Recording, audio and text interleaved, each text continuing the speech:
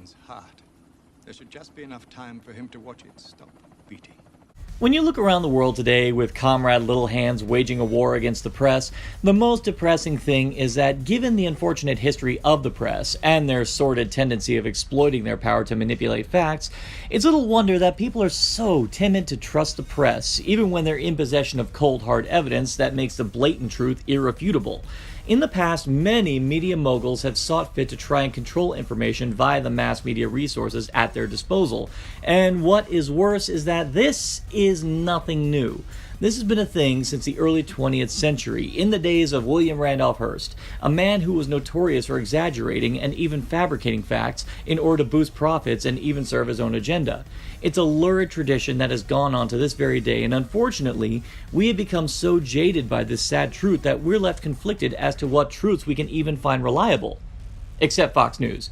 You'd have to be the kind of person who garnishes your meatball subs with a hobo's dingleberries if you ever consider those idiots to be the paragons of journalistic integrity.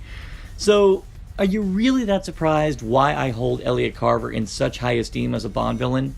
In the age of information, this is a man who is a bona fide demigod.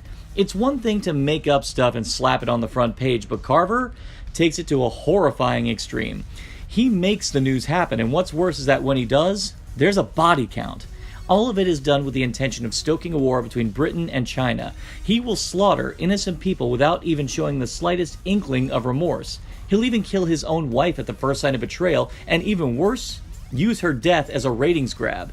And what's even more sickening is that all of his machinations, and what they boil down to? Well, Carver intends to cause a war, step up as an ambassador to negotiate peace, and as a reward for his efforts, finally achieve broadcast rights in China, which would effectively enable Carver to achieve worldwide domination of the media. While other Bond villains have grandiose schemes for the sake of molding the world in their image and forcing the populace to adhere to their ideals, Carver's plan is to manipulate facts and trick people into following his truth, utilizing mass media to alter public perception and serve his own agendas. He seeks to make himself a god in the age of information, and considering that this was all happening at the dawn of the internet age, that's kind of like giving a baby the Ludovico treatment. Carver is the perfect satirical caricature of everything we fear about journalistic manipulation, and as time has gone on and the world has become more hostile, this is one of those times we wished fiction would stay that way.